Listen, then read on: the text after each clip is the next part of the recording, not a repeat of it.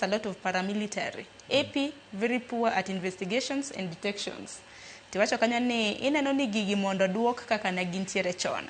Imedo ni AP mondo take charge of border patrol unit, while general duty otim tij maintain law and order or gilok training procedure.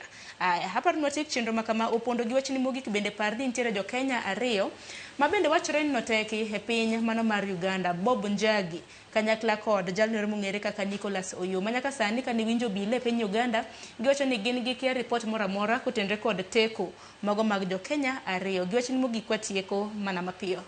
Opondo.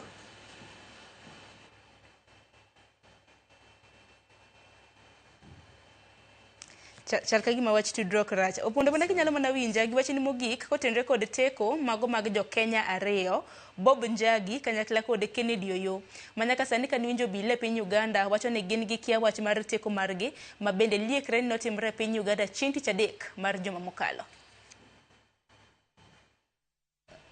Sharon, Kenya ka wan gi structures and systems maber.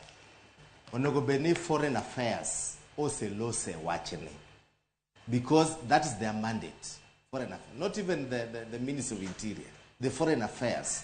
And the Ambassador Kenya to Kampala, onego bedni address this issue. But in most cases, our ambassadors and envoys, mobedo posted in foreign countries, or have got the interest, magjo Kenya mane pinje makongo. So, man, is the high time mondo wari reprimand our envoys. Because man tijgi. Okwanyan blame jo security maboda mabusia makatabukuru. Purely foreign affairs. Onego beni ambassador Kenya to Kampala osechiwo statement. Manyiso ni jiario majo Kenya no mark Uganda, this is their position.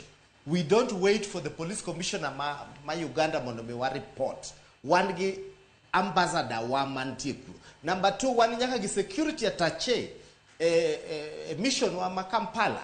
Onego bedni security attaché no settle investigation more brief the ambassador kora ambassador ne chiwo report. So one ambassadors ma wan go mobedo deployed in foreign missions, they don't serve the interest mag jo Kenya matagore kuonde moko. One winje ni for the last 48 hours ambassador ma Kampala pokoloso.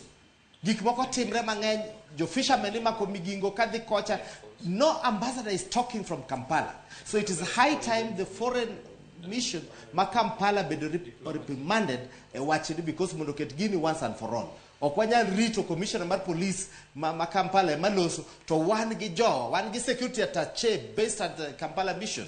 One gi ambassador waka. Opondo aneno ko wino nitiere koda wach machielo kopogre kramna gigi mbese bedo kiwache nango medo. Chiso Opondo niya. It's lucky ne anatimo diplomacy. Wan gi gimiluongo